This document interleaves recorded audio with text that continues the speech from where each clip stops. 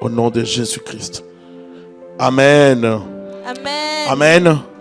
Que le Seigneur vous bénisse abondamment. Est-ce qu'on peut se saluer les uns les autres, s'il vous plaît?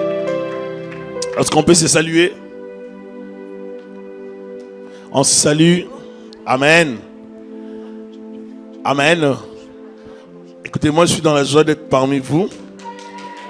Amen. Amen. Je suis dans la joie. Amen. Amen. Merci, merci. Amen.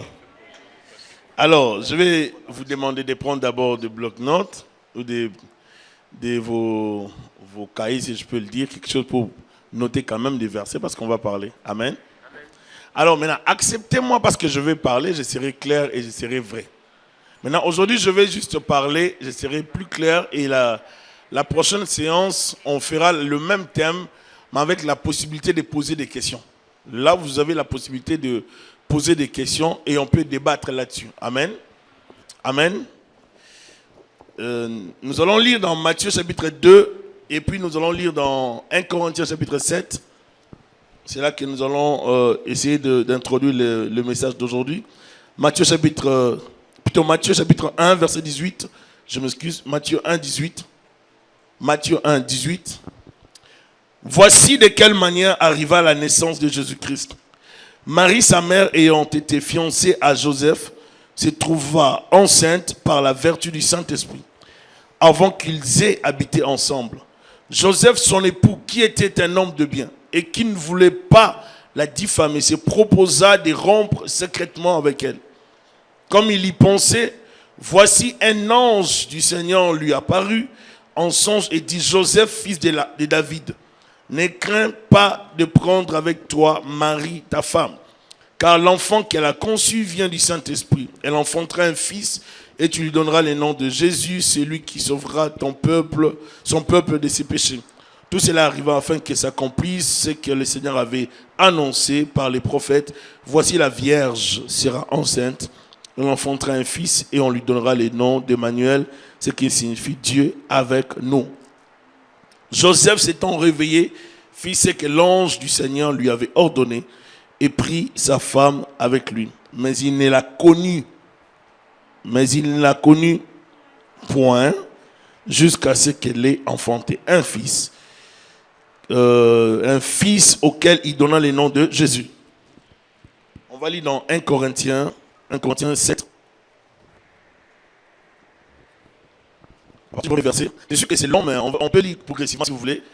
Pour ce qui concerne les choses au sujet desquelles vous m'avez écrit, je pense qu'il est bon pour l'homme de ne point toucher les femmes.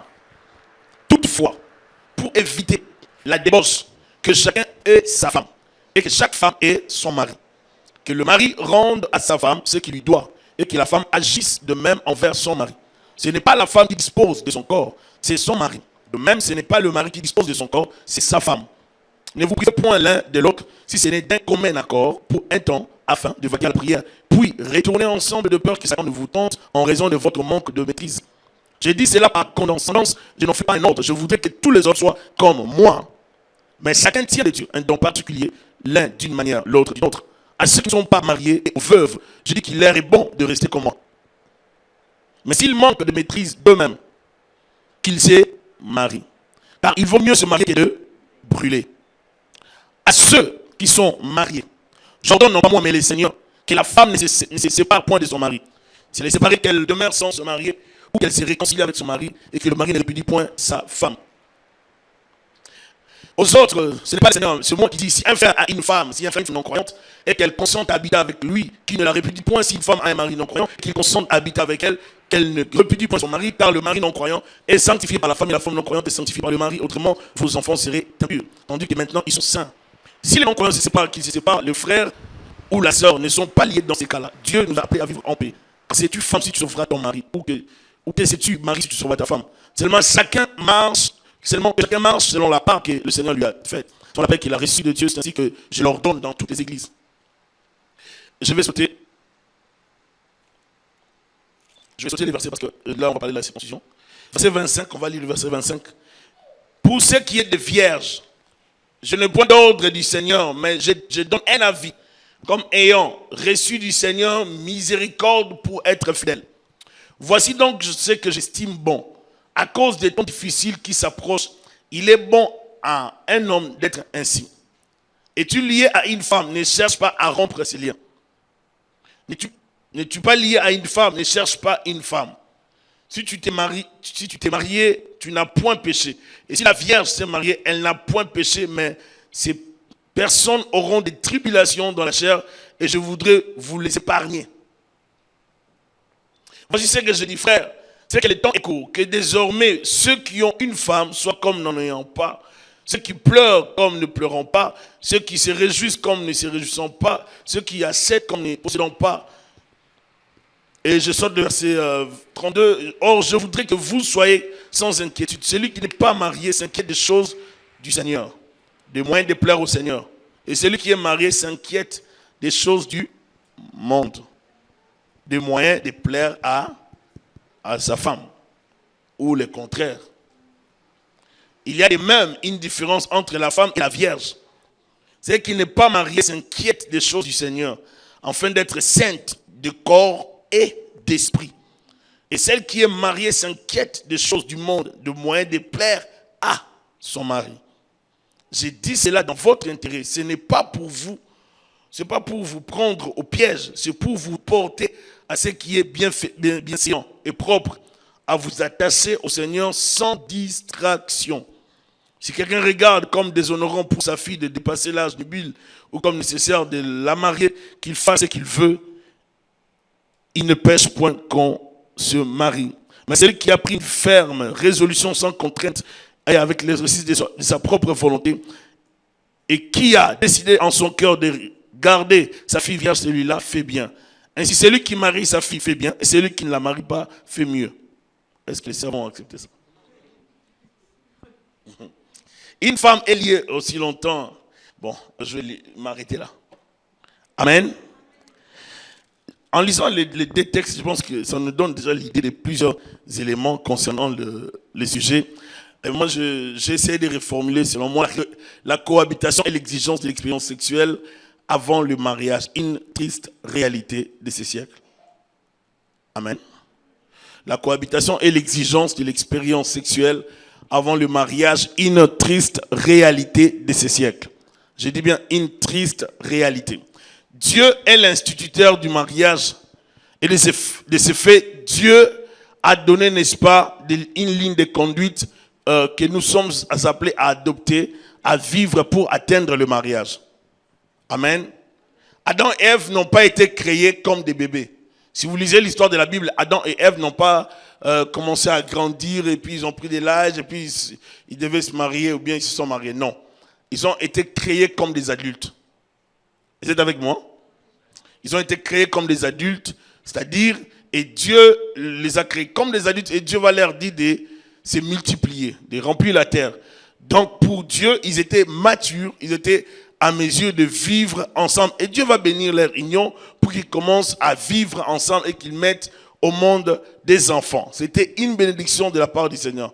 Pour nous chrétiens ou pour nous églises, le mariage est une institution divine. C'est Dieu qui l'a institué. Vous voyez? Dans le mariage, c'est Dieu qui l'a institué. Et c'est important pour nous chrétiens de savoir recourir toujours auprès de Dieu qui a institué le mariage pour recevoir de lui la bénédiction avant d'y entrer.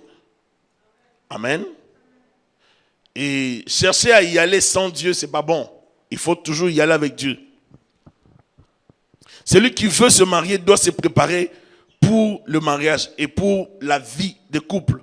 On ne se marie pas par défi. On ne se marie pas par contrainte. On ne le fait pas non plus par compétition. On ne se marie jamais parce qu'on ne supporte plus l'autorité de ses parents. Parce que je suis fatigué de rester chez mon père, je vais juste quitter parce qu'il me fatigue, il me saoule. C'est pas, on ne se marie pas pour ça. Et ma mère, elle parle. Je vais aller chez moi. C'est tous les jeunes. Je vais aller chez moi. On ne se marie pas pour ça. On ne se marie pas parce que la maman vous chauffe tellement. Non.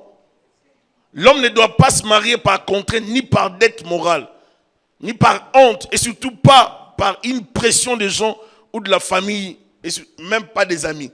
Donc on ne doit pas se marier parce qu'il y a des amis qui nous font la pression, parce qu'il y a une contrainte, mettons par exemple, il y a quelqu'un qui vous a aidé dans la vie et la personne vous demande de vous marier avec, vous acceptez par contrainte, non par amour.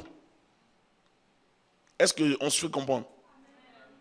Vous avez eu des soucis, quelqu'un vous a aidé financièrement. Et la personne par après sort là pour vous demander la main. Vous ne l'aimez pas. Mais comme la personne vous avait aidé, vous vous sentez obligé d'accepter pour ne pas blesser la personne. Ça, ce n'est pas les mariages. Amen.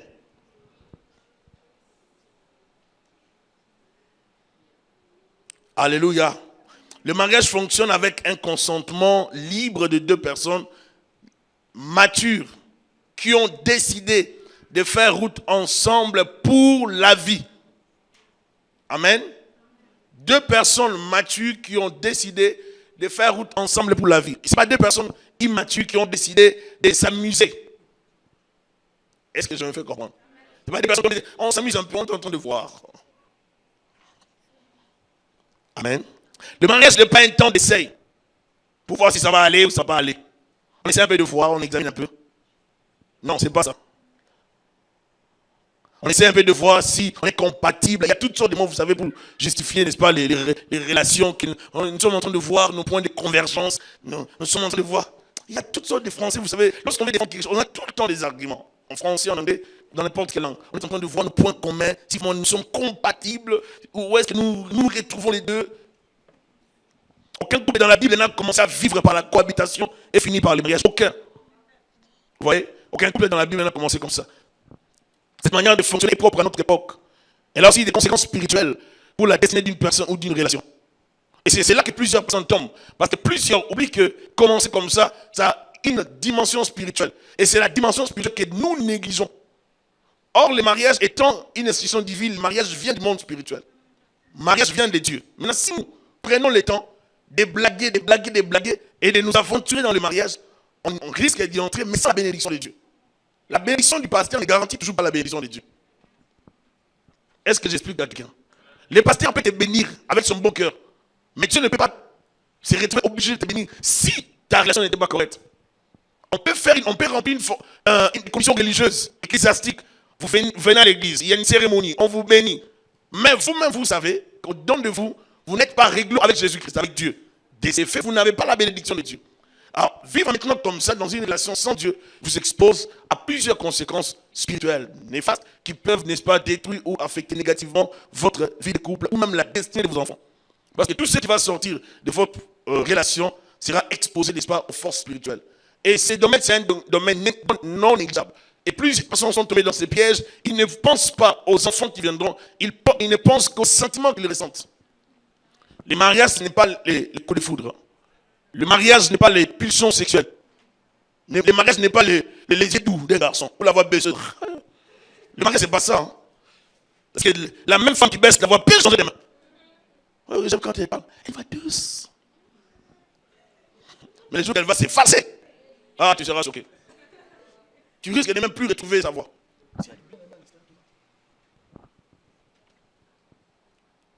Aucun couple dans la Bible n'a commencé à vivre par la cohabitation et fini par le mariage. Non, aucun couple. Donc nous devons garder ça dans la tête. Il ne faut pas chercher à commencer par là. Alléluia. Les trains de ce monde véhiculent un message qui est contraire à la parole de Dieu. Et plusieurs chrétiens sont tombés sous les charmes de ces trains. 1 Jean 2,15 nous dit, à partir de 15 jusqu'à 17, n'aimez point les mondes, ni les choses qui sont dans les mondes. Si quelqu'un aime les mondes, l'amour du Père n'est point en lui. Car tout ce qui est dans le monde, la convoitise de la chair, la convoitise des yeux et l'orgueil de la vie, ne vient point du Père, mais vient du monde. Et le monde passe et sa convoitise aussi. Mais celui qui fait la volonté de Dieu demeure éternellement. Alléluia. On dit, n'aimez point le monde, ni les choses qui sont dans le monde. Si quelqu'un aime le monde, l'amour du Père n'est point en lui. Car tout ce qui est dans le monde, la convoitise de la chair, la convoitise des yeux et l'orgueil de la vie ne vient point du Père, mais vient du monde. Le monde a des désirs contraires aux désirs spirituels. Vous ne pouvez pas plaire à Dieu si vous vivez selon les désirs de la chair. Et les désirs de la chair vont toujours vous conduire dans les péchés. Et le péché va toujours vous éloigner de Dieu. Conséquence, le diable prendra plus de place dans votre vie. Le monde a sa définition de la vie. Le monde a sa vision de la beauté. Pour le monde, la vie, c'est avoir une belle voiture, c'est louer une voiture chaque week-end. il a réussi à avoir une Bentley, une belle voiture, rouler dans une voiture 4x4, 4x4. Là, on a réussi dans la vie. Une belle maison, avec une femme un mince, ou bien avec des silhouettes, vous voyez, taillées sur mesure. Et ça, c'est le monde. Mais est-ce que cette femme restera toujours comme ça? Je viens juste de poser une question. Hein. Le monde a sa définition de la vie, le monde a la définition de la beauté. Il y a des gens qui aiment par rapport à la taille de la fille. Ils aiment par rapport à la taille.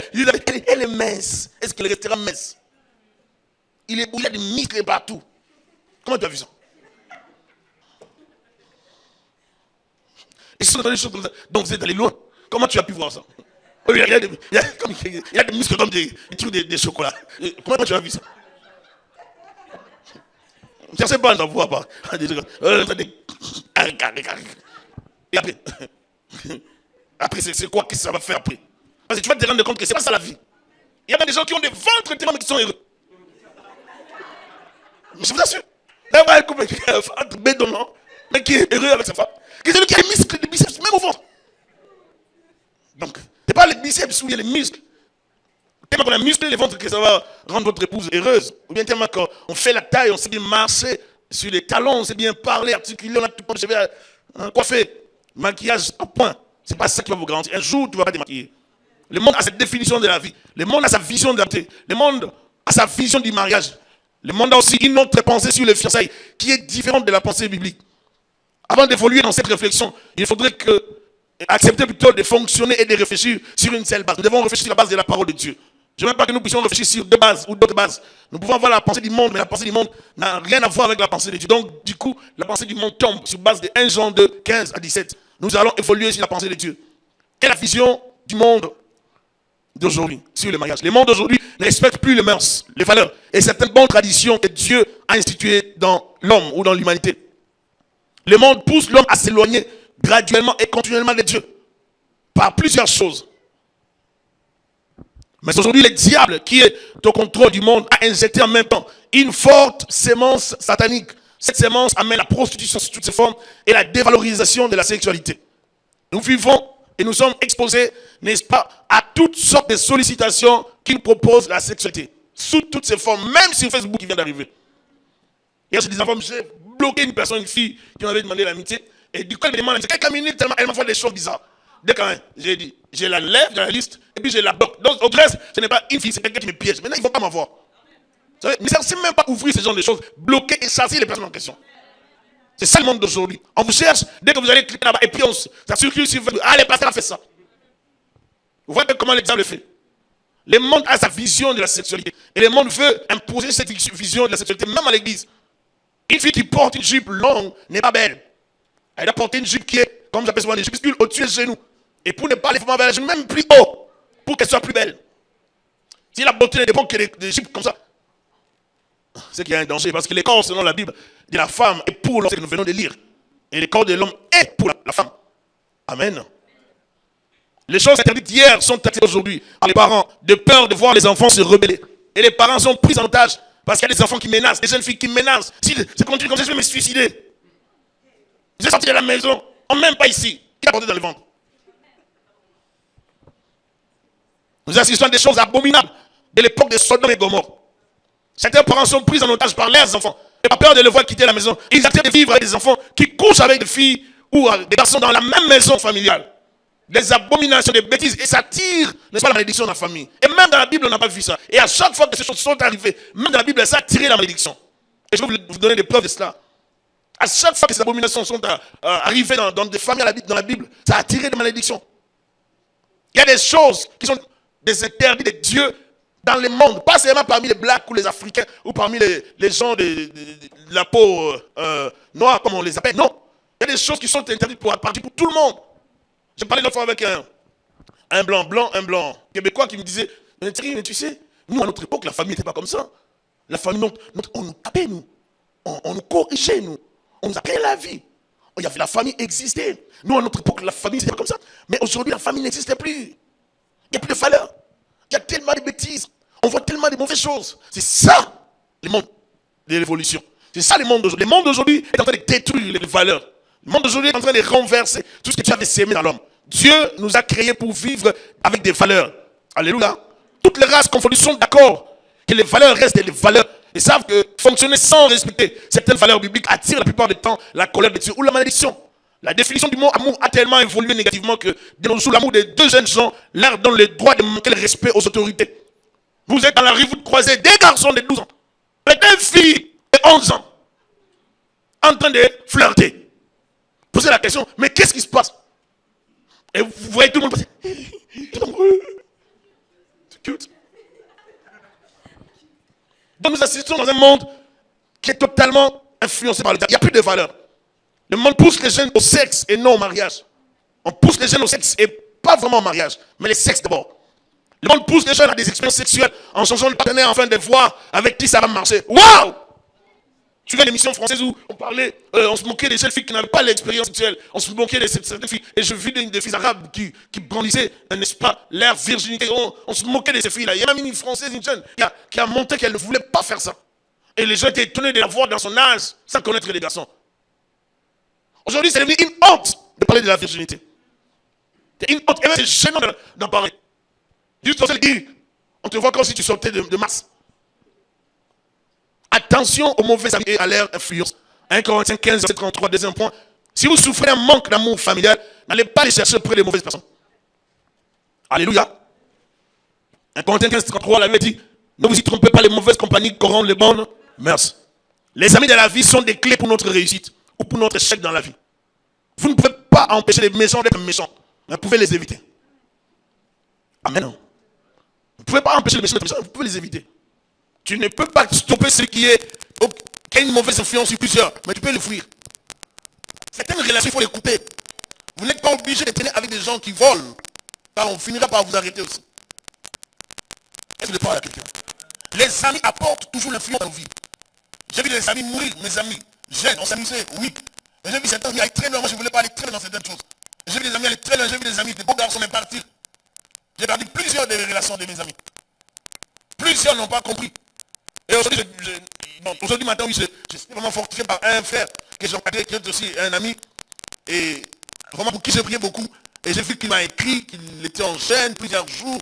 J'ai dit, waouh, vraiment tu enchaînes plusieurs jours. Il dit, j'ai repris avec Dieu. J'ai dit, mais toi avec ton argent, comme tu as eu beaucoup d'argent, tu voulais prier. Il m'a dit, non, de chocolat. Vraiment, j'ai repris avec Dieu.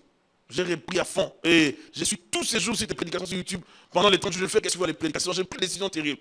Je reviens, moi je rappelle tout ce que tu me disais à l'époque au Congo. Il y a des gens qui veulent retourner auprès de Dieu. Mais il y a d'autres qui ne font que dire pire. Ils n'ont même pas le temps de se repentir. Ils n'ont pas le temps de devenir meilleurs. Lorsqu'ils se retrouvent en ça, c'est pour devenir pire. Tu ne peux pas stopper celui qui... Il y a une mauvaise influence sur plusieurs. Mais tu ne peux que le fuir. Ne reste pas avec un ami qui te pousse au péché. Ou qui t'amène des garçons, ma soeur. Ne reste pas avec un ami qui te pousse au péché. Ou qui t'amène tout le temps des filles. Lui n'a pas de filles, mais lui il t'amène. Celle-là t'aime. L'autre, elle aussi elle est amoureuse de toi. Ne reste pas avec des gens comme ça. Lui, il n'a que des cadeaux. Cadeaux que nous sentons à l'église. Lui, il a tout le temps des cadeaux de filles. Tout le temps des cadeaux des garçons. Non, les garçons, il est vraiment amoureux de toi. Moi, je sais pas comment l'arrêter. Si tu peux le voir, mais considère, mais c'est ce qu'il peut avec lui parler, c'est ce que tu peux. Il va rien te faire, c'est bon. Satan! Il y a des gens comme ça. Tu vas avoir une soeur, une amie, une copine. Et puis elle te manipule. Elle te pousse, toi, à peur de ce que tu as. Garder sa pureté spirituelle. Garder sa virginité. Garder ce que tu as eu à thérapie des années dans le Seigneur. Bien aimé, c'est une bénédiction. Mais quand tu le perdras, c'est là que tu te rendras compte que tu as vraiment perdu quelque chose qu'il ne fallait pas. À cause de chercher l'expérience sexuelle, plusieurs filles se retrouvent piégées par plusieurs garçons. Et d'autres ont reçu des chocs sexuels. Quand même, cela les a conduits, n'est-ce pas, à être déconnectés de la vie sexuelle. Et conséquence, elles finissent par se marier et n'ont plus les goûts de vivre la sexualité avec leur mari parce qu'elles ont été abusées par plusieurs garçons. Ça a endommagé leur système. On est passé à nous connaissons beaucoup de choses. Et je vois des jeunes jouer avec le feu. On ne joue pas avec le feu. Alléluia. Renseignez-vous sur les violeurs, vous allez apprendre beaucoup de choses. Et la plupart des violeurs, même les gens, les marques, je ne sais pas qui tuait les gens à l'époque, soit en France ou en Belgique. Je me suis dit, non, c'est ça. Renseignez-vous sur l'histoire, vous allez apprendre des choses. Hein. Ils ne supportent pas voir des mini, ils ne supportent pas voir, ils ne veulent même pas voir quelque chose là. Donc il doit tout faire pour prendre sa victime. Alléluia. Plusieurs sont devenus fricides, insensibles. Et conséquence, c'est un autre monsieur qui va vous épouser plus tard, qui va en subir. Il vous épouse, mais lui, c'est pas qu'il est en train de subir maintenant des erreurs, les conséquences des erreurs. Pensez au lendemain. qui est des sœurs en Christ qui ne veulent pas rater des rendez-vous. Vous ne voulez pas rater des rendez-vous. Vous êtes dans tous les rendez-vous, vous voulez répondre. Oh, c'est mon copine, mais je dois vraiment y aller. Mais c'est quelle invitation pour aller où? Oh, elle m'a dit c'est une surprise. Quelle surprise? Une fille, normalement, elle ne se déplace pas comme ça. Il faut éviter ça. On va t'avoir. Surprise. Ils ne veulent pas rater les rendez-vous. Elles ne veulent pas rater des fêtes. Je me l'ai dit, ne répondez pas à tous les rendez-vous. Et à toutes les invitations des garçons, surtout vous les filles. Il faut bien dire amen. J'ai eu peur d'une sœur dans la foi comme ça. Juste à cause d'une fête. Juste à cause d'une fête. Et la sœur, non, lorsque j'étais à l'étranger, j'ai eu à retrouver une personne que j'ai rencontrée, ça fait plusieurs années au Congo, qui m'a retrouvé sur Internet, mais qu'on avait perdu aussi à cause d'une fête. Et dans cette fête-là, un des frères qui n'était pas encore bien converti, et qui était très avancé dans le Seigneur, était tombé amoureux de ce garçon, beau garçon, soi-disant. Il était beau, vous savez, les garçons, je vais à l'époque, on appelait ça peintre. C'est comme, vous savez, il y avait des bobis pour prendre, les peintres, c'est tout. Ça faisait des carrés comme ça. High top. À l'époque, les garçons avaient l'high top. Et avec son high top, je vous assure qu'il était au top pour la sœur. De telle sorte que la sœur était tombée amoureuse. La sœur qui donnait des prophéties, la sœur qui priait beaucoup. Amoureuse, elle a oublié la prière à cause de l'high top de ce garçon. Et conséquence, elle a quitté même l'église. Vous ne savez pas des fois les relations sexuelles, c'est que ça peut faire dans la vie d'une personne. On était consacré à l'église. Du coup, on quitte l'église parce qu'on a goûté à cette relation. Avant le mariage. Et on commence à voir tout le monde comme des fourmis. Ah, avec vos églises, vous faites passer le temps, l'expérience là-bas, ça va te faire du bien. Réjouis-toi. Réjouis-toi. J'insiste, il faut bien te réjouir. Mais, j'en paierai les conséquences. Je suis allé voir une amie à l'hôpital à l'époque. Elle était trop jeune. Et cette amie avait eu le sida. Waouh! Un beau garçon. On est allé avec des amis pour prier. Je ne peux pas oublier, on est en 93. Vous imaginez, pourquoi tu vas mourir très tôt comme ça? Pourquoi tu vas mourir? Donc, 93, lui, il est mort. Avant qu'on finisse son examen, il est mort. Pourquoi? Parce qu'il voulait sauter sur tout ce qui bougeait. Il voulait voir toutes les filles. Il est tombé sur une fille qui avait le sida. Et il a eu sa part. Et je suis allé le voir à l'hôpital. Il était massif, maigre. Je l'ai retrouvé de sa taille. Et la taille que j'avais retrouvée de cet ami-là, hein, à l'hôpital, un petit homme comme ça. Homme rétréci. Donc, bien, mais nous ne sommes rien. La masse ne nous trompe pas. Nous ne sommes rien. Je vous assure, rien là. Si tu enlevais les souffles vite, c'est rien. Si la maladie t'attrape, tu vas te rendre compte de ta fragilité. Et j'ai vu les messieurs, les garçons. Oh, Dieu. On pleurait, j'ai prié, on a prié. Mais ça n'a rien donné. Ton péché t'atteindra, ça n'a rien donné. On a prié, on a pleuré, mais il est mort. Dieu, qu'est-ce qu'il va te pardonner, mais il ne sauve pas ton corps, tu pourris. Oh, alléluia. Ton corps n'est pas un instrument de plaisir. Alléluia. Ton corps n'est pas un instrument de plaisir, ni un thermomètre que tu vas utiliser partout. Tu vas ramener n'importe quoi des bactéries. Alléluia, j'insiste. Je vous ai dit c'est 18 ans en plus, alors c'est pour moi. J'insiste que ton corps n'est pas un thermomètre. Il ne faut pas chercher. Tu ne veux pas, il y a des garçons qui ne veulent pas rater des filles. Tu vas même battre une sorcière. Ouais, moi j'aime les femmes qui brillent, elle est claire. Oh, tu m'as dit que parce qu'elle est claire, elle est belle. Elle est tellement claire. C'est les gens des fois qui t'a dit. C'est juste un jupe qu'elle a mis aujourd'hui. Ce n'est pas les gens des filles. On est vraiment un garçon qui choisit une fille parce que la fille, ces jours-là, c'est habillé tellement. Et puis il faut faire attention. Actuellement, avec le maquillage, on peut tout arranger. Hein. La meuf, elle peut changer des mains.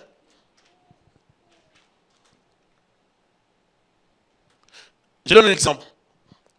Une fille sort avec ses amis. Elle fut piégée par une d'entre elles. Elle qui coopérait bien avec un garçon qui voulait juste la goûter. Comme une chose. Hein. Et après, elle vient pleurer. Parce qu'on a abusé d'elle. Une autre jeune fille se retrouve en boîte avec les amis. Une fille droguée par un garçon. Et puis elle se retrouve seulement dans une chambre. On a abusé d'elle par plusieurs. Est-ce que je parle à quelqu'un? On était juste allés chiller. Une fille visite un garçon, après avoir vécu l'expérience sexuelle, elle commence par accuser les garçons de l'avoir forcé. Mais pourquoi tu t'es rendu chez celui? Qui t'a déplacé chez toi jusqu'à celui? Il t'avait téléphone. C'est moi une fille qui se déplace. Elle va. Papa, tu arrives toi-même, tu payes les transports pour les péchés. Tu peux pécher très loin de chez toi et tu pêches jusqu'après avoir péché, consommé, goûté, joui de la sexualité. Ce n'est qu'à la fin de là que tu te rends compte que tu venais de pécher. Waouh, bêtise! Je dirais plus loin. Il ne faut pas descendre ta jupe si tu sais que tu vas pleurer après. Ça ne sert à rien de le faire. Ça ne sert à rien de le faire parce que tu sais que tu vas confesser, après tu vas faire la bonne fille. Non, Marie n'a pas descendu sa jupe. Oh pasteur, je ne voulais pas. Descends pas les pantalons, frère. Ne les fais pas. Si tu le fais, il y a des conséquences. Tu détruis ta vie. Alléluia. Tu détruis ta vie. Combien de filles aujourd'hui sont droguées? Il y en a plusieurs. Combien de filles sont violées? On n'en peut même pas en parler. Combien de filles sont victimes des rapports sexuels de plusieurs garçons? Juste, waouh! Combien de filles ont compris cela? Une poignée seulement. Et combien seront encore violées cette année? Plusieurs. Combien tomberont dans ces pièges? Plusieurs. Combien sont ceux qui sont abusés par plusieurs garçons? Parce que les gens ne veulent pas comprendre. Où sont les filles qui disent non, garçon? Est-ce qu'il y en a encore des filles qui peuvent dire non? Des filles, oui, oui. Oui, oui, oui. On n'a même pas confiné, je t'aime. Des ceux qui sont prêts à dire oui rapidement. Non. Et puis quand tu dis oui, tu ouvres toutes les portes. Je suis là, tu te fends. Non. Nous voulons des sœurs de caractère. Alléluia. C'est ça une chrétienne. Il faut avoir du caractère. Parce que si tu es tellement fragile. Maintenant, dans les mariages, les jours que le mari ne sera pas, tu vas les tromper. Les jours qu'il sera en déplacement. Et c'est pour laquelle plusieurs couples, il y a des maris qui ne sont même pas à l'aise de bouger. Parce qu'ils ne peuvent pas bouger, parce qu'ils savent que ça frappe. S'il bouge, elle aussi, elle bouge. Je vous assure. Je ne parlais avec quelqu'un qui pleurait dernièrement. Parce que lui, il avait bougé.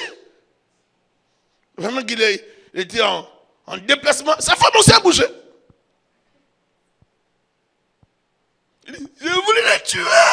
Tuer les garçons. Je serais étonné. Tu vas le tuer, on va t'arrêter, puis elle va fuir avec le monsieur. Hein? Vous comprenez, non? Tu tues le monsieur, ben, elle va faire sa vie avec quelqu'un d'autre. Donc tu la tues, toi tu te retournes en prison. Et peut-être tu ne vas même pas la tuer. Troisième point, j'ai eu plusieurs partenaires et j'ai l'expérience du mariage. Félicitations, non?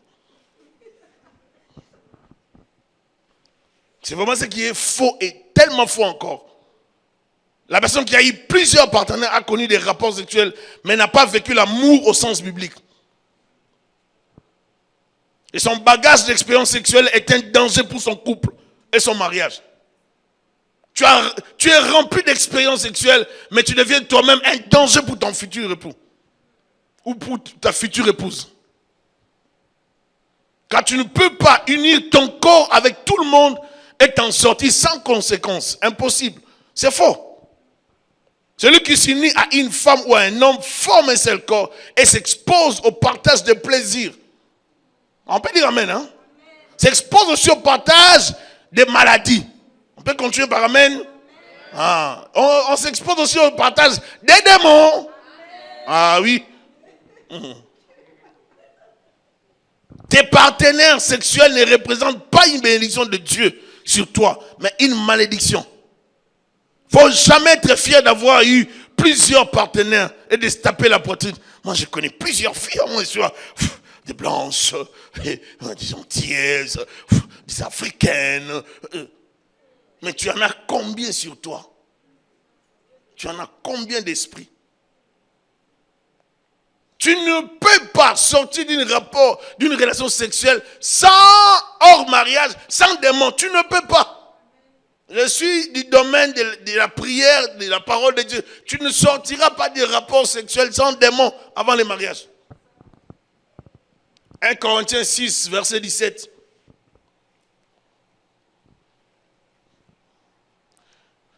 Mais celui qui s'attache au Seigneur est avec lui un seul.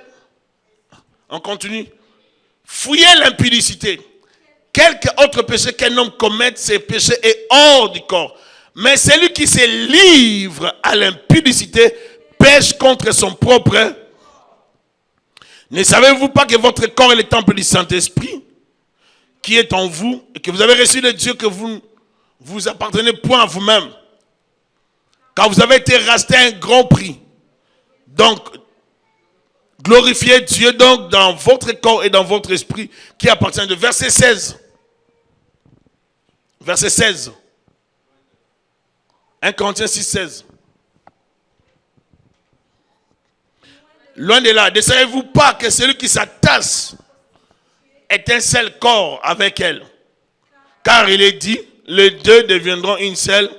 Mais nous appliquons la plupart des temps ces versets seulement pour les mariages. Et les deux deviendront une seule chair. Non! Pas seulement dans les mariages. À savoir que tu fais les ping-pong là. Tu as des démons. Ping-pong, démons. Démons. Démons. Tu en ramasses que des démons, des démons. Je me rappelle, dans les îles là-bas, j'avais reçu un garçon l'année passée. Je priais pour lui. Et ce garçon, comme les garçons aiment beaucoup, vous savez, il y a certains endroits aussi, dès que vous allez, vous devez vraiment bien vous préparer. Si vous aimez trop les filles, vous allez vraiment vous amuser. Mais vous allez ramasser des géants. Vous en aurez en vous. Et ces gens ne vont plus vous laisser. Ils vont vous donner les goûts de cette vie. Et lui, en sortant avec une fille, il sort avec une fille. Et puis il rencontre une autre fille qui était jolie. Il plaque la première. Ah la première a dit, bon, comme tu m'as plaqué, tu vas voir. Comme dans certains endroits, on ne peut pas plaquer facilement. La fille là est allée faire les gris-gris. Parce que de l'autre côté là-bas, dans les îles, on ne joue pas. Tu fais des problèmes, tu verras des problèmes. Et là-bas, la fille là est allée faire les gris-gris. Elle a largué une maladie sur les garçons. Les garçons ont reçu une maladie. Et il reçoit la maladie, il en avait maintenant des conséquences dans la tête. Et donc, il tombait à tout moment. Il tombait à tout moment, donc on l'amène maintenant. Je commence à prier pour lui. Tu vois un beau garçon, mais qui n'est plus posé parce qu'il a voulu s'amuser avec des gens. Vous allez sortir avec une sirène, hein? Vous ne voulez pas rater les filles. Je parlais un jour avec un garçon ici à Montréal. Il me dit, Pasteur, je parle rapidement, mais j'ai croisé une fille à la station là-bas. J'ai dit, quelle station? La Cordaire. Tu vois la Cordaire? Vers la Cordaire là, il y a une station Petro-Canada. Il y a une fille que j'ai croisée là-bas, une vendeuse. Oh, Pasteur, je retourne là-bas. J'ai dit, quelle passion. J'ai dit, pourquoi tu retournes? Tu vas la draguer? Non, Pasteur, même juste pour rincer l'œil. Oh, je parle. Il y a des gens qui aiment ça, qui peuvent juste s'asseoir là juste pour rincer l'œil. Qu'est-ce que tu fais? Je rince.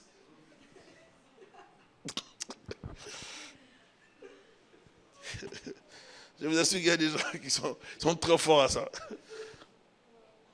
Il faut refuser toutes ces choses. Alléluia. Tes partenaires sexuels ne représentent pas une bénédiction de Dieu sur toi, mais une malédiction. Tu ne peux pas vivre longtemps sur la terre si ton cœur est dirigé par les sexes. Tu ne vivras pas longtemps. Rassure-toi que tu vas mourir vite. Tu ne peux pas vivre longtemps sur la terre si ton cœur est dirigé par les sexes. Tu mourras vite. Ne laisse pas les sexes te détruire. Ne laisse pas les sexes te diriger. Joseph refusa l'expérience sexuelle de la femme de Potiphar et accepta les fausses accusations. Il a accepté les fausses accusations de cette femme. Il a refusé l'expérience sexuelle de cette femme. Il pouvait accepter de partager les moments de plaisir avec cette femme. Et sûrement cette femme promettait à Joseph, tu sais, moi j'ai l'argent, mon mari ne saura pas, on va partager du temps et je prendrai soin de toi. Et puis j'ai beaucoup d'expériences, tu vas vivre des expériences que tu n'as jamais vécues. Et je pouvais dire oui. refusent. Que des frères, oui, oui. Un frère disait, pasteur, on m'a donné une passe, tu ne veux pas que je marque. Marque, tu vas mourir. Le ballon est là, je dois juste...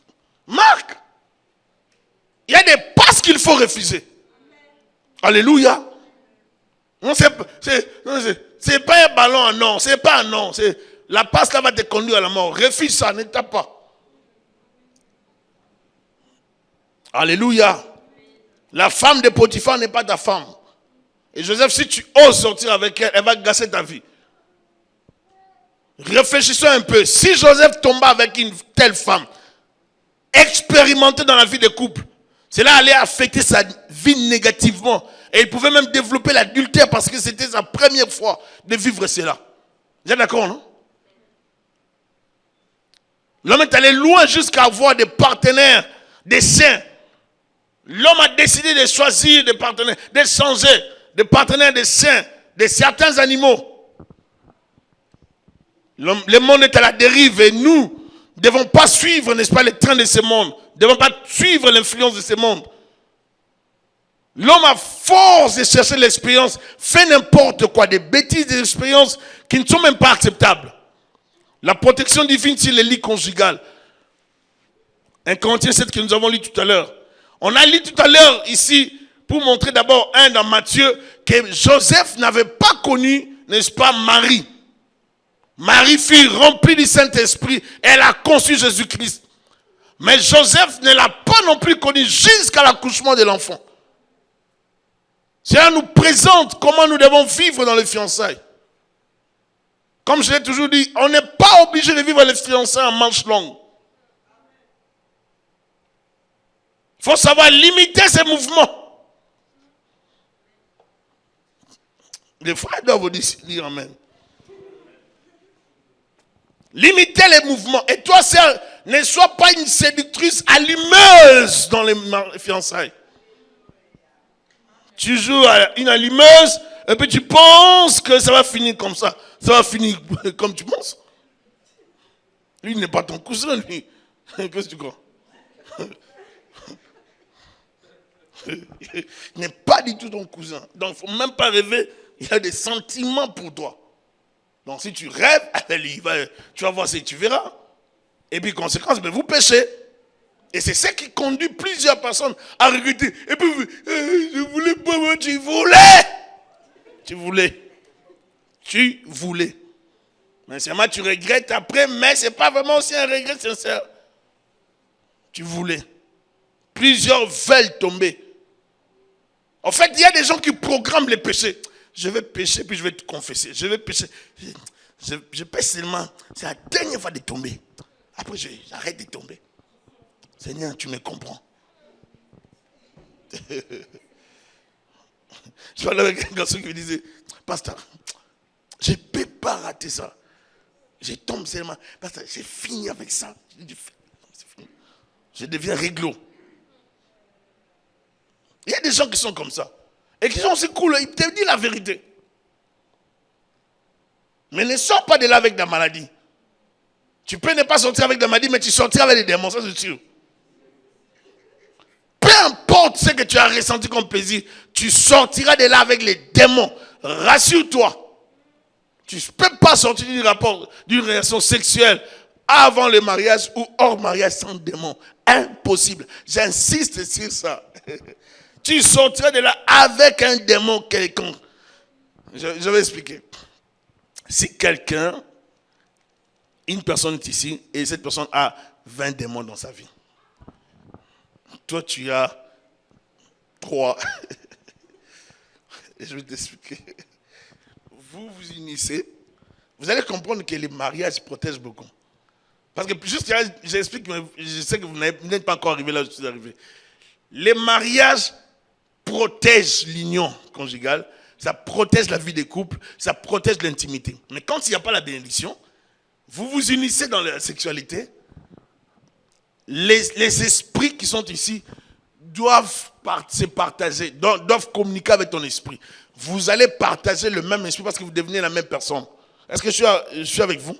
votre union va... Mais pourquoi on parle de maladies sexuellement transmissibles?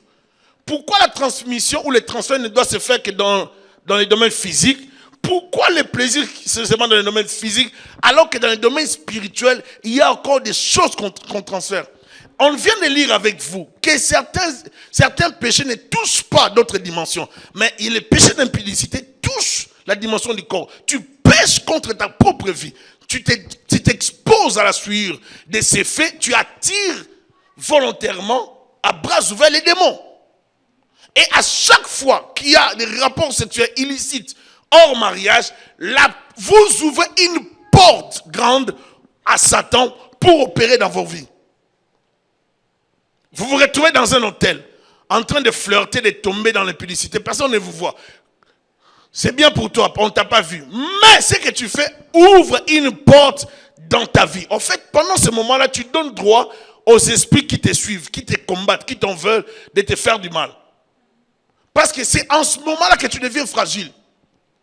Vous savez qu'on avait arrêté Samson quand? On a arrêté Samson lorsqu'il avait sa tête sur la cuisse de Dalila. C'est là qu'on l'a arrêté. Lorsqu'on dit sur la cuisse de Dalila, c'est juste l'expression qu'on vous donne. Vous êtes avec moi, non? Vous pensez qu'il était seulement sur la cuisse de Dalila?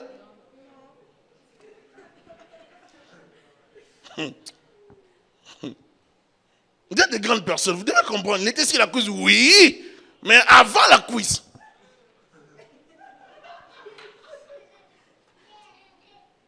Ah non, avant de mettre la tête sur la cuisse, qu'est-ce qu'il faisait? Il y avait une loi qui interdisait d'aller épouser des Philistins, ou bien les enfants d'Israël d'aller épouser des femmes étrangères. Mais lui, il a violé cette loi. Conséquence, il n'était plus protégé. Vous comprenez, non? Vous devez vous abstenir de vivre des relations illicites. Vous exposez vos vies aux démons. Toute relation illicite nous expose aux souillures de l'esprit. Toute relation sexuelle en dehors du mariage vous expose à des conséquences néfastes. Cela attire les démons, attire les forces spirituelles. Ça affecte aussi des fois les vies sexuelles des gens. Ça peut affecter votre vie. Vous pouvez être possédé par un esprit de stérilité, par un esprit, je ne sais de quoi, d'infidélité. Vous pouvez devenir infidèle. Vous ne savez pas pourquoi, mais parce que vous avez tellement vécu la vie sexuelle que les démons de l'infidélité vous a tellement occupé, possédé. Et quand tu te maries, tu te retrouves avec une femme ou avec un homme, tu n'arrives pas à lui rester fidèle. Tu te trompes comme un démon. Tu te trompes comme un malade. Donc tu ne supportes pas voir une femme. Tu ne supportes pas voir un homme. Toi, tu es une femme fragile. Tu peux tomber avec n'importe qui. Tu n'aimes pas voir un beau garçon. Tu n'aimes pas voir un garçon qui a porté des pantalons qui descend. Tu n'aimes pas voir un garçon qui porte un t-shirt avec des baskets qui viennent des États-Unis. Jordan, Nike. C'est ça. Tu tombes facilement à cause d'Adidas. Il faut éviter ça. Alléluia. Plusieurs personnes ont reçu, n'est-ce pas, toutes ces choses, les démons, les transferts des esprits, à cause des rapports sexuels. Je me rappelle, je parlais avec une sorcière un jour, elle me parlait, elle était tellement claire, elle sortait avec plusieurs garçons. Et puis ces jours-là, elle me disait, oui, moi, je vais arrêter avec la sorcellerie. Mais moi, je lui pose la question, mais qu'est-ce que tu as fait de tous les garçons avec qui tu sors? Oh non, j'ai seulement ensorcelé 4. Mais les autres là, j'ai volé seulement leur étoile. J'ai volé leur étoile, j'ai fait ça, j'ai maudit celui-là parce qu'il ne me comprenait pas, je lui ai fait ça. Je dis, ah bon? Tu as fait tout ça dans leur vie? Oui. Et un autre, c'est moi, j'ai fait de lui mon esclave, j'utilise son esprit, il ne sait pas. Je lui fais faire des travaux la nuit. Vous devenez esclave d'un esprit supérieur avec qui vous vous unissez. Ne pensez pas que les plaisirs là que vous avez pendant les 5-10 minutes va vous garantir votre destinée. Vous détruisez la destinée. Ne vendez pas votre destinée à cause de la sexualité. Alléluia. Celui qui habitue son partenaire à tromper Dieu et à porter le voile des mains, le regrettera toute sa vie. Vous avez fait, non, on n'a rien fait, rien. C'est bon. Et on va vous bénir, on bénit. Vous n'avez rien fait, rien. C'est bon. Mais les rien là, Dieu voit. Il ne faut pas vivre comme ça. Alléluia. Alors que les gens pensent que vous vivez bien votre relation. Vous êtes très loin. On pense que vous vivez dans la crainte de Dieu. Vous êtes déjà expérimenté. En fait, vous êtes déjà marié depuis 2 ans. Tellement d'expériences sexuelles alors que vous n'êtes même pas marié. Un frère est allé voir son pasteur pour que le pasteur bénisse leur relation. Et lorsqu'ils sont arrivés pour que le pasteur bénisse leur relation, il y a un autre frère qui est venu souffler au pasteur. Pasteur, il ne faut pas bénir la relation. Ils vivent ensemble. Le pasteur dit non, ils ne vivent pas ensemble. Dans une église de la place. Le pasteur dit ils ne vivent pas ensemble. Et lui dit non, ils vivent ensemble. Le pasteur dit non, ils ne vivent pas ensemble. Et conséquence, qu'est-ce qui s'est passé? Les pasteurs maintenant demandent aux frères de vérifier. Quand ils vérifient, ils se rendent compte qu'ils vivaient ensemble. Mais quand ils venaient à l'église, les frères se mettaient à loin. La sœur se mettait de l'autre côté, comme si de rien n'était. Et lorsqu'ils demandaient qu'on les bénisse, la sœur était déjà grosse. Ils faisaient vite pour camoufler ça. Car en cela, le partenaire vient d'acquérir la force de l'infidélité. Lorsque vous habituez votre partenaire à tromper Dieu, vous lui donnez aussi la possibilité d'être infidèle avec vous, envers vous demain. Est-ce que je parle à quelqu'un? C'est honteux de descendre sa jupe avant le mariage. Et gardez vos ceintures, frères. J'avais dit c'est 18 ans et plus. Donc s'il y a des enfants, mieux vaut sortir de la salle. Parce que là, je vais décoller. Oui, bien, j'avais déjà dit ça. Dieu protège les lits conjugales de certaines maladies. Est-ce que vous le savez? Vous allez voir un mari qui est malade, mais la femme ne reçoit pas la maladie. Vous allez voir une femme malade, mais le mari ne reçoit pas le sida. Dans plusieurs relations, cela est arrivé. Vous êtes avec moi? Une maladie qui arrive, mais ça ne touche pas un des partenaires. Ça touche seulement un seul, mais l'autre est épargné de cela. Cela arrive. Dieu protège les lits conjugaux de certaines maladies et de certaines influences démoniaques. Dieu protège. Lorsqu'on se marie légalement, votre relation est sous la protection divine. Vous comprenez? Maintenant, même vos enfants sont protégés. À cause de votre union. Je vais expliquer ça tout à l'heure. Est-ce que vous m'accordez quand même du temps pour que je vous explique tout ça? Bien, vous êtes pressé pour qu'on arrête. Maintenant, écoutez dans 1 Corinthiens 7 ans. Verset 10. À ceux qui sont mariés, j'ordonne non pas moi, mais le Seigneur, que la femme ne se sépare point de son mari. Verset 12. Aux autres, ce n'est pas le Seigneur, mais c'est moi. Si un frère a une femme non croyante et qu'elle consente à habiter avec lui, qu'il ne la répudie point. Si une femme a un mari non croyant et qu'il consente à habiter avec elle, ne la répudie point, qu'elle ne répudie point son mari, car le mari non croyant est sanctifié par la femme et la femme non croyante sanctifiée par le mari. Autrement, vos enfants seraient impurs. Vous voyez? Autrement, vos enfants seraient impurs. Tandis que maintenant, ils sont saints. Maintenant, écoutez, cette dimension de la sainteté, ce n'est pas la dimension qu'on atteint lorsqu'on est en relation avec Jésus.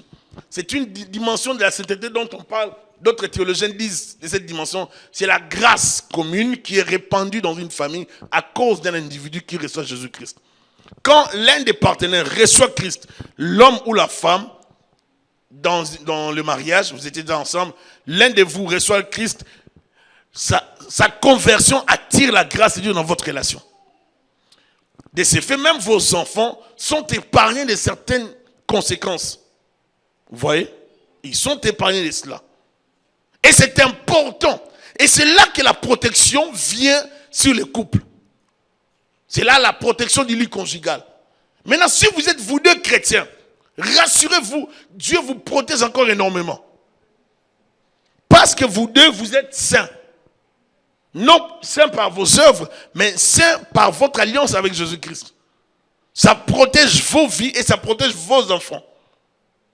Et de sorte que votre relation avec Dieu peut empêcher, n'est-ce pas, certaines conséquences familiales de descendre même sur vos enfants. Et c'est important pour vous de comprendre ça. Gardez cette vérité, raison pour laquelle celui qui comprend toutes ces choses ne peut pas descendre bas pour aller épouser n'importe qui. Est-ce que vous me suivez? J'ai vu des gens choisir des femmes par légèreté. Moi j'aime les femmes qui ont la masse, comme les frères le disaient. Ah bon? C'est bien. Moi j'aime les femmes qui sont minces. Ah bon? C'est bien. Mais est-ce que tu cherches pas autre chose dans la femme? Il n'y a même pas une notion de la spiritualité. Bien aimé, les domaines spirituels, ce n'est pas un domaine à négliger. Si vous tenez à l'avenir de vos enfants, vous pensez qu'un jour, vous aurez des enfants, n'exposez pas vos vies aux amusements. Vous le regretterez. Vous retrouverez ce que vous faites aujourd'hui dans vos enfants. Pensez à cela et ne négligez pas ce que je vous dis. Alléluia. Dieu est le protecteur de votre relation et non votre corps. Ce n'est pas ton corps qui protège la relation. Oh, dites Amen. Ce n'est pas votre corps. Il y a des filles qui sont trop sûres d'elles. Non, c'est mon corps. Quand il me voit, il te trompe. Quand il voit aussi ailleurs, il fait la même chose. Ton corps ne te protège pas, ne protège pas la relation. J'ai vu plusieurs filles compter sur leur corps. Moi, mon corps, ça me protège. Moi, mes formes me protègent. Les hommes vont suivre toutes les femmes. Ne te trompe pas. Ce qui va protéger ta relation, c'est Jésus-Christ. Tu peux avoir des formes aujourd'hui. Tu peux être vraiment taillé vraiment avec beaucoup de gloire à Dieu, c'est bien. Mais demain, il verra une autre fille plus jeune que toi. Il aura les yeux comme ça. Même peut-être à côté de toi, mais il regarde ailleurs. Un mari impoli comme ça. Qui ne te respecte pas devant toi, mais il regarde ailleurs. Et tu l'appelles, chérie. Oh, et là, tu l'appelles même chérie. Non, tu l'appelles pas chérie. Il devant toi, mais il regarde ailleurs. Tu convoites devant ta femme. Un méchant. Et il y en a plusieurs. Et toi aussi une femme. Tu es à côté de ton mari. Oh! Tu regardes comme si tu voulais pas. Tu regardes où? Qui tu regardes?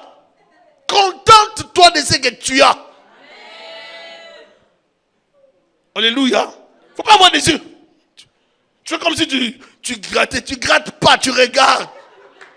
Ne le fais pas. Ne le fais pas. La fidélité, c'est quelque chose qu'on développe dans la tête. Il faut se donner la discipline de ne jamais tomber. Ce n'est pas de la magie.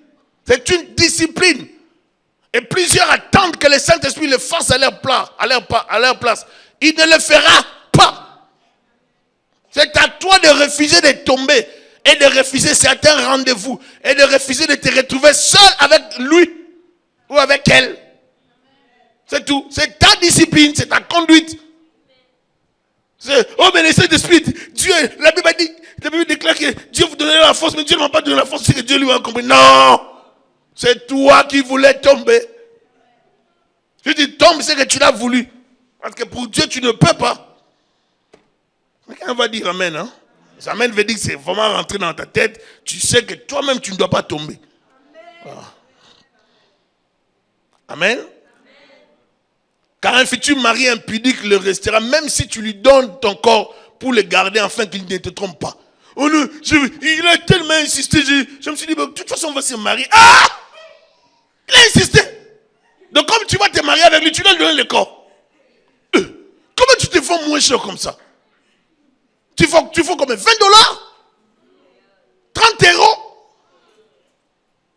Ne donne plus ton corps. Je vais entendre des amens des sœurs.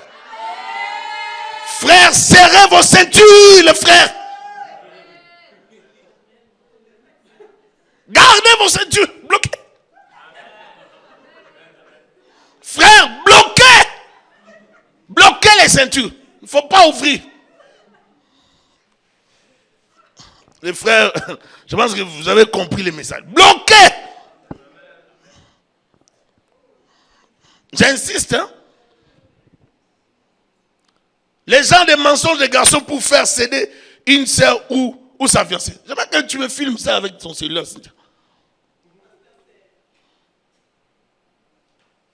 Vous me suivez? Les gens des mensonges des garçons pour faire céder une sœur ou sa fiancée.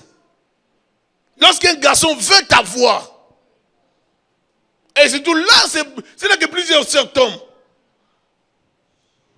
Il va te dire, si tu continues à me dire non, je vais voir ailleurs. Oh! Chantage! Et là, tu es troublé. Qu'est-ce que je vais faire? Je lui dis non. Mais la Bible dit non, il ne comprend plus. Oh! Ah bon? Il ne comprend pas? Lui, il ne savait pas qu'il fallait patienter. Si tu continues à me dire non, je vais voir ailleurs. Va voir ailleurs, c'est que tu n'es pas mon mari.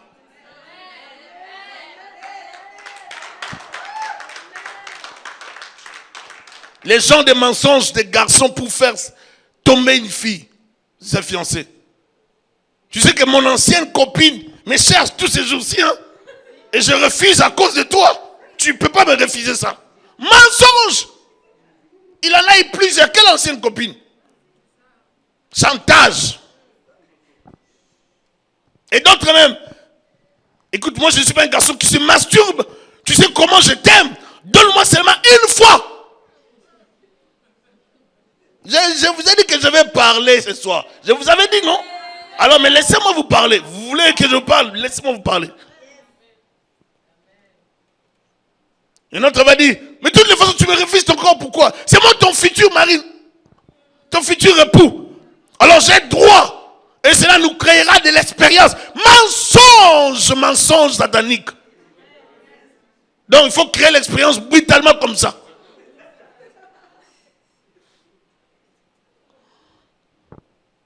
Il va encore te dire, mieux vous faire ça maintenant pour bien préparer la lune de miel.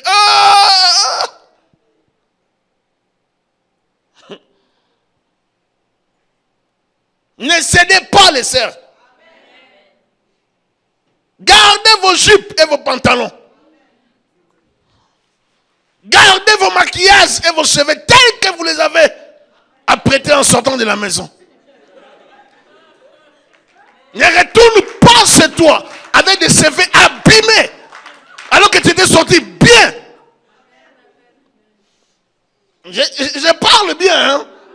Je sais que je parle vrai. Ne retourne pas chez toi sans maquillage.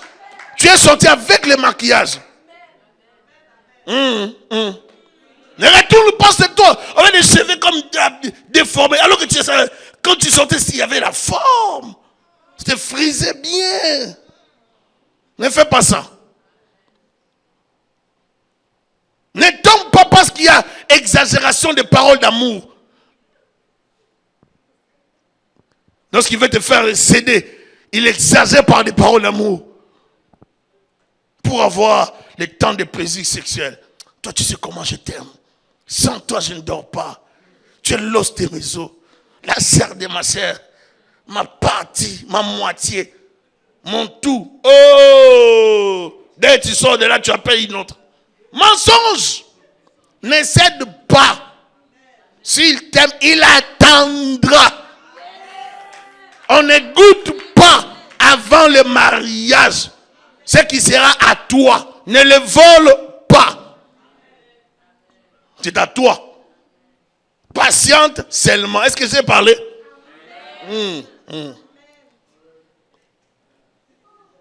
Alors, avant-dernier sujet. Nous cohabitons pour mieux nous connaître et pour mieux nous préparer au mariage et bien réaliser nos projets. Pourquoi Jacob n'a pas cohabité avec Léa? Pourquoi Joseph n'a pas cohabité avec Marie? Pourquoi Jacob n'avait pas cohabité avec Rachel? Mais il donna d'abord la dot avant de les prendre en mariage. Vous ne vous êtes même pas présenté dans la famille de la fille. Vous n'avez rien fait. Mais vous cohabitez. Pour quelle raison certaines personnes commencent leur relation par la cohabitation et non par la séparation? Pour quelle raison on commence nos relations par la cohabitation et non par la séparation? On doit cohabiter pour mieux se connaître. En même temps, ça nous donne la possibilité d'épargner. Mais vous épargnez dans les péchés. Est-ce que vous comprenez que cette épargne est dans les péchés? Vous épargnez dans les péchés. C'est-à-dire, vous épargnez, vous avez le droit de voir l'homme sans la permission de Dieu, de le voir matin, midi, soir, de dormir dans la même maison. Oh non, on ne fait rien. Vous ne faites rien, mais vous dormez ensemble. Qui vous a donné le droit? Ce n'est pas une bénédiction de la part de Dieu. On ne cohabite pas avant le mariage. Alléluia. Ce sont les choses que nous vivons en Occident. Il ne faut pas les faire. Pour quelle raison certaines personnes commencent leur relation par la cohabitation et non par la séparation? Êtes-vous vraiment obligé de faire du mal à votre propre destinée? Car ton péché t'atteindra. Ce que tu fais t'amènera la malédiction. Certains garçons avec qui vous allez cohabiter prendront des produits énergétiques afin d'avoir des expériences sexuelles avec vous. Et ils vont abuser de vous. Et après, vous vous retrouvez, un autre va vous épouser. Vous avez atteint un niveau de sexualité très avancé. Vous épousez maintenant un frère qui n'a aucun niveau.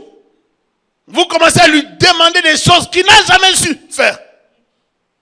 Et ça dérange votre couple et tu poses des dégâts, des questions. Vous cherchez plus d'expérience, mais ça va te détruire demain dans le mariage. Tu es trop avec des garçons, sors, amuse-toi. Tu vas épouser un homme qui ne sera même pas de ta taille. Et quand tu seras dans le mariage, moi je suis pas satisfait. Oui, parce que tu t'es amusé. Tu te plaisais à sortir avec plusieurs personnes. Tu as eu tellement d'expérience. Tu as connu tellement les hommes. Maintenant, tu as détruit ton corps. Est-ce que je parle à quelqu'un? Il faut arrêter ça. Ce sont des choses que nous devons éviter, que nous devons arrêter. Alléluia.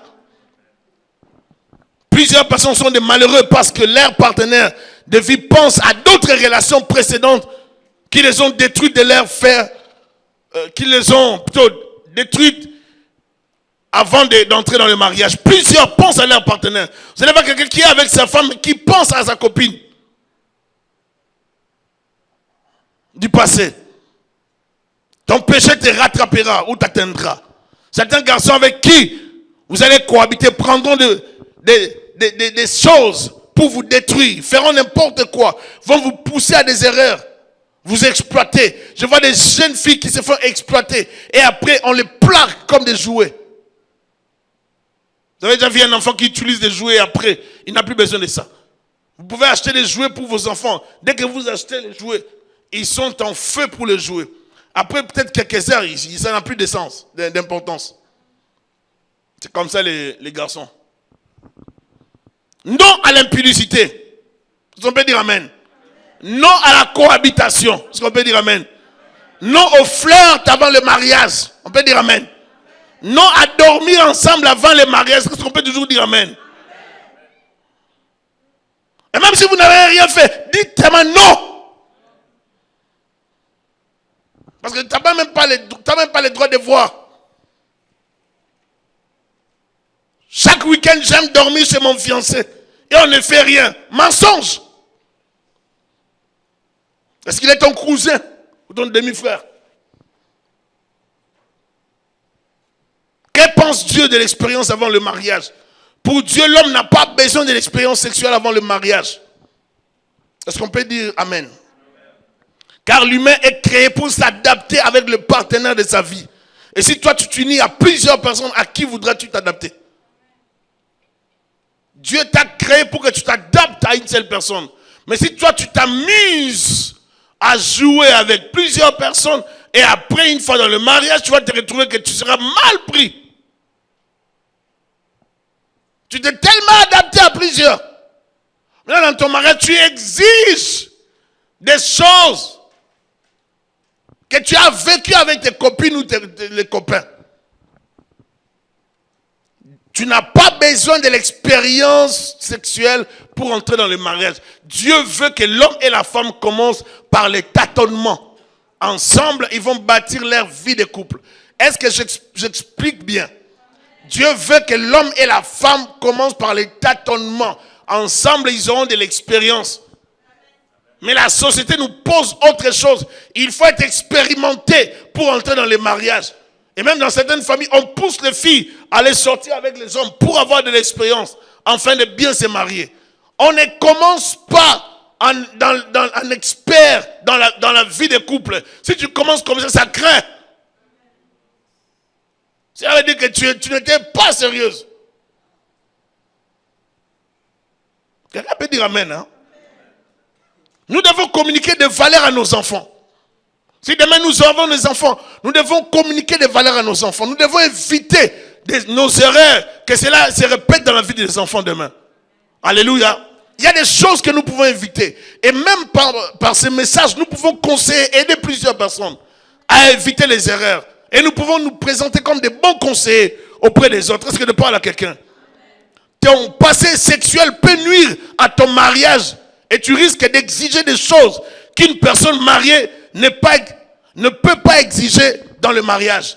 Parce que tu as vécu tellement dans le péché avec des prostituées, avec beaucoup d'expérience dans ta vie. Il y a certaines choses qu'on ne fait pas. Est-ce que je parle à quelqu'un? Il ne faut jamais confondre la bestialité sexuelle avec une prostituée à l'expérience sexuelle avec son mari et avec sa femme. Ou avec sa femme. Est-ce que je parle à quelqu'un? J'ai prié pour un homme qui était sorti avec une prostituée en France. Je me rappelle un jour, je parlais avec lui. Il pleurait parce que depuis qu'il avait connu cette prostituée, il ne supportait plus sa femme. Moi je lui dis, ce sont des démons que tu as ramassés. Il ne supportait plus sa femme. Alors la femme ne savait pas que l'homme ne la supportait plus. À chaque fois qu'il était avec sa femme, ça lui disait rien en fait. Lui, il pensait à retourner chez la prostituée. En même temps, dans son cœur, il avait des remords. Vous n'avez pas besoin d'aller chercher des expériences ailleurs. Et surtout pas avec des prostituées. Elles ont des démons géants. Et c'est là le siège de Satan. Est-ce que je parle à quelqu'un? Si tu n'allais pas ramasser des démons de prostituées. Tu vois des gens qui passent leur temps s'amusant avec des prostituées. Elles sont dangereuses. Elles ont l'esprit de Sodome et Gomorrhe. Elles conduiront totalement ou directement à la mort. Tu sors avec elles, tu détruis ta vie. Elles ne font que cela pour l'argent et non pour les sentiments. Et en cela, tu vas ramasser des démons pour détruire ta vie. Il ne faut jamais confondre la bestialité sexuelle avec une prostituée à l'expérience sexuelle avec son partenaire de vie. Nous assistons à des gens qui vivent maintenant leur infidélité sexuelle sans gêne. Des gens qui vivent leur infidélité sans se gêner. Il y a trop d'infidèles dans des mariages. Et certains partenaires ne sont jamais satisfaits de leur temps d'intimité à cause des expériences du passé. Tant d'infidélité aujourd'hui dans les mariages. Aujourd'hui, ce qui était condamnable hier n'est plus condamné aujourd'hui. Hier, c'était les hommes qui trompaient les femmes. Mais aujourd'hui, les femmes, suivez-moi bien. Aujourd'hui, les femmes trompent à un niveau très élevé. Les femmes trompent à un niveau très élevé. Je sais pourquoi je parle de ça. Capte ça seulement comme ça. C'est pour ça que ne te marie pas pour te marier. Il faut bien vérifier. Te rassurer que c'est une bonne chrétienne. Et c'est un bon chrétien. Quelqu'un dit Amen, hein? Il y a trop d'infidèles dans les mariages. Et certains partenaires ne sont jamais satisfaits de leur temps d'intimité à cause des expériences du passé. Tu as tellement voulu l'expérience, maintenant ton expérience te rattrape, ça détruit ton mariage. Tu en as eu tellement, maintenant ça détruit ton mariage. Tu exiges ce qu'il ne fallait même pas exiger. Ton passé sexuel n'est pas une référence à brandir, c'est une honte. Quelqu'un peut écrire ça? Je répète, ton passé sexuel n'est pas une référence à brandir, c'est une honte.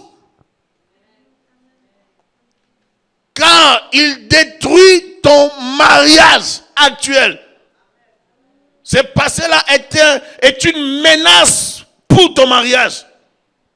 Et si tu ne te bases que sur ton passé, ben tu menaces ton foyer. Et la victime, ce sera l'épouse ou l'époux. À cause de ton expérience. Pourquoi les jeunes filles n'aiment plus réfléchir lorsqu'elles sont amoureuses? Je pose une question. Pourquoi les jeunes filles n'aiment plus réfléchir lorsqu'elles sont amoureuses? Pourquoi les jeunes garçons non expérimentés aiment faire les gens responsables et finissent par rejeter les filles et leur grossesse une fois qu'ils apprennent les conséquences de leur temps sexuel? Lorsqu'il aime la fille, il fait les patrons, il fait comme s'il avait l'argent. Et quand la jeune fille tombe enceinte, mais c'était seulement une seule fois, bêtise! Une seule fois, mais tu pensais quoi? Qu'est-ce que tu croyais? Et c'est là que ça révèle, n'est-ce pas, les niveaux de ces jeunes garçons. Mais c'est seulement une seule fois. Et bien tu pensais à quoi? Tu es devenu papa à 15 ans. Papa! Un petit enfant qui va commencer à t'appeler papa. Tu as 17 ans, mais tu te vois enfant. Maintenant on t'appelle papa. Tu es enfant, mais un petit enfant t'appelle maman. C'est tellement lourd pour toi, tu n'es même pas préparé psychologiquement. Maman, oui, tu es maman. Plusieurs jeunes garçons aiment dire que ce n'était qu'une seule fois. Et ce n'était pas ma grossesse, ce n'était pas ma faute. Tout ça parce qu'ils n'ont pas grandi. Et à cause de ces gens d'irresponsables, plusieurs enfants se retrouvent sans père et sans avenir. À cause de ces gens de pères. À cause de ces gens de personnes qui veulent de l'expérience, qui veulent le plaisir. Ne cherchez pas le plaisir. Alléluia. Attendez les bons moments pour vous marier. La cohabitation avant le mariage, non. L'expérience sexuelle avant le mariage, tu n'en as pas besoin. Ça va détruire ta vie. Est-ce que je parle à quelqu'un? Tu n'as pas besoin de l'expérience. N'amène pas l'expérience ou bien ton temps passé avec un copain dans le mariage. N'amène pas l'expérience de ta copine dans ton mariage. Tu vas détruire. Ne le faites pas. Ou ne le faites pas. Vous allez détruire. Est-ce que je parle à quelqu'un? Vous n'êtes pas obligé de commencer par les erreurs. Vous n'êtes pas obligé de commencer par les péchés. Vous n'êtes pas obligé de détruire votre vie. Vous n'êtes pas obligé de vivre dans le mal. Sortez de là. Et devenez des bons conseillers. Aidons plusieurs. Comprenons ce que nous venons de dire. Que le Seigneur vous bénisse abondamment. Merci.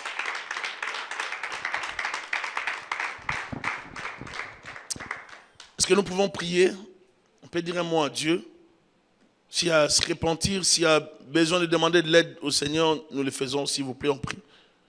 Seigneur, nous avons besoin de toi. Nous voulons que tu nous aides. Nous voulons, Seigneur, que tu nous donnes la grâce, Seigneur, que tu nous fortifies, que tu nous donnes tout ce qu'il faut pour que nous puissions te servir. Viens aider mes sœurs, mes frères. Viens aider mes bien-aimés. Seigneur, bénis ce qui a été ce moment dans ta présence.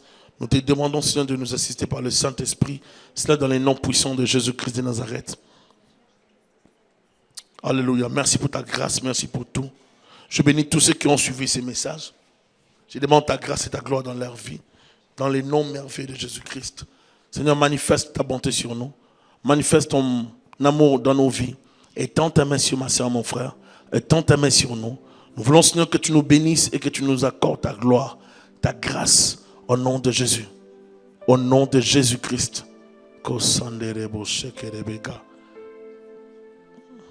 Alléluia. Merci Seigneur pour ta grâce. Merci pour ta faveur au nom de Jésus-Christ. Que le Seigneur te donne la force, qui te fortifie, qui te donne tout ce qu'il faut pour que tu marches à sa suite dans la crainte, dans la vérité, loin du péché, au nom de Jésus-Christ.